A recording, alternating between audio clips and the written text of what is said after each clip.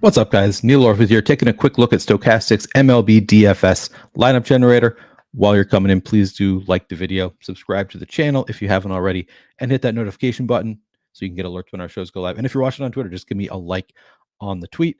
Of course, you can still get the Lineup Generator for 50% off using the link in my tweet if you're on Twitter, or in the description of the video if you are on YouTube. It's going to be just $4.48 for your first week using the lineup generator, just $8.95 after that. Still a phenomenal deal for a tool that only gives you plus EV lineups. Every lineup you get in the lineup generator is going to be a winning lineup long term, according to the Stokastic Sims. I want to start here by looking at some lineups on DraftKings. I'm going to look at some lineups on FanDuel as well. But remember, I'm doing this at 2:40 in the afternoon, so we're more than 3 hours away from lock. You're going to want to set your lineups closer to lock. I would not recommend setting it, forgetting it, using lineup generator at this time of the afternoon. I would recommend waiting until we have all the lineups, until we're closer to lock. Maybe ownership changes, things are going to change. That's going to change the EV of some lineups. So I would wait, but I want to see what we're getting right now in the afternoon. I'm going to start by looking at some DraftKings lineups.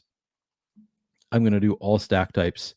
I'm going to do all lineup types. And these are the settings that I have used to do fairly well in some tournaments. We've had people win tournaments using exactly the settings that I'm using right now. I'm not going to lock in any pitchers or any players in general. Just going to see what we get. All right, first lineup that we get here is a 4-4. Yeah, 4-4 Astros Dodgers stack with JP France and Keaton Witt as the pitchers. Kind of interesting there. Not familiar with Keaton Witt, I will admit. He's a min-price pitcher. This must be his first start. And we got JP France. Let's take a look at JP France and Keaton Witt, how they look in the top pitchers tool. JP France, fourth overall in terms of top two pitcher odds, 21% chance of being a top two pitcher at just 15% ownership. Got some nice positive leverage there on JP France. Then we've got Keaton Witt, 13% chance of being a top two pitcher, but then 43% chance of being a top two value pitcher. Looking really good here. 27% ownership. Tough spot in Toronto, but man, 43% chance of being a top two value pitcher allows you to get up to some of those Coors bats. Looks pretty good there. And then as far as the bats go, yeah, we've got Dodgers and Astros.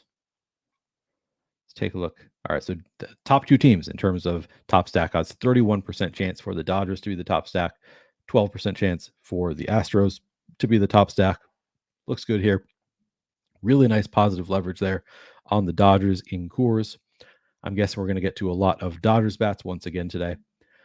All right, I'm going to save this one, look at the next one. And of course, as I go through these lineups, you'll notice because I did all lineup types, the ownership meter here is going to jump all over the board. Projection going to stay close to the top. So every lineup you're going to get here is probably going to project pretty well since they're all plus EV lineups. So we're going to see the ownership jump all over the place.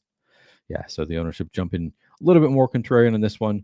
Now we have another 4-4 stack. Now it's Mets and Dodgers 4-4 stack with Keaton Witt once again and Chris Bassett as the pitcher. Got Jeff McNeil at just 6% ownership, Brett Beatty 9%. Lindor at 14%. So, not anybody who's super contrarian, but some, lower owned pieces bringing down the overall stack ownership.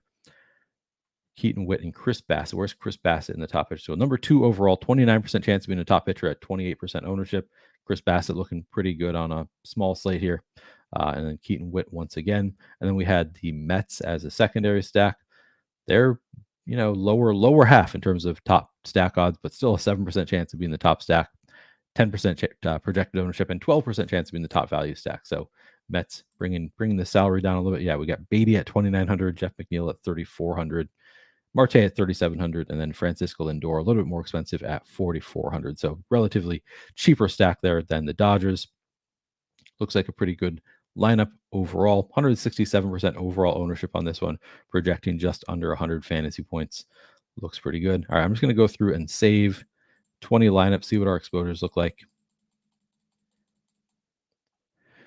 All right, so we ended up fairly flat actually today, more flat than we've been seeing this week with the Dodgers. Keaton Witt, our most exposed player, 55% exposure. Yainer Diaz, 55% for the Astros. Scherzer at 50%, and then we get into some of our Dodgers bats. But the highest exposed Dodgers bat is just 45%, so not getting any very, very high exposure to anybody in these 20 lineups. I'm probably comfortable with what we're getting here. Maybe I'd go back and get rid of some of these Keaton Witt lineups, try to get to some other lineup constructions because I'm guessing this is a lot of Keaton Witt and then Dodgers bats paying up. But overall, I think I'm pretty happy with this exposure for a slate this size. Just doing 20 lineups, I'm okay with having pretty condensed exposure, so I don't mind this one bit. All right, now I'm going to go and look at some FanDuel lineups as well. All right, again, I'm going to do all stack types, all lineups, not locking anybody.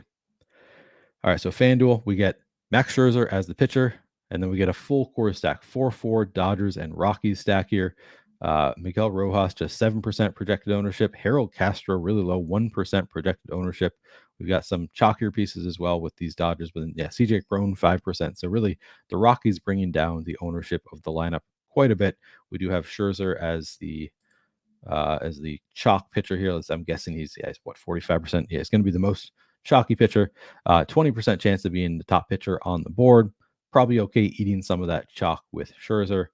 Man, you're able to fit Scherzer with the full core stack. That seems like not the best pricing there on FanDuel. Let's take a look at FanDuel as well on the top stacks tool. Dodgers number one on the board in terms of top stack odds, 31%. Rockies down at 8% chance of being the top stack, but still a little bit of positive leverage, not getting a ton of ownership. Looks like a good lineup overall here. Dodgers and Rockies stack with Scherzer, projects well, 146% total ownership. And you can see it's actually on the contrarian side of the scale here. Some of these low-owned bats really bringing it down to be a contrarian lineup here. I'm going to save that one. Now this one a little bit chalkier. This one is a 4-2-2 Houston Dodgers and St. Louis stack with Scherzer once again. Now we got Tommy Edman, 6% ownership. Chas McCormick, 6% ownership. So a couple of lower owned bats, but again, projects very well. Scherzer, once again, the pitcher. All right, I'm going to save this one. And I'm just going to go through and save 20 lineups now, see what my exposures look like.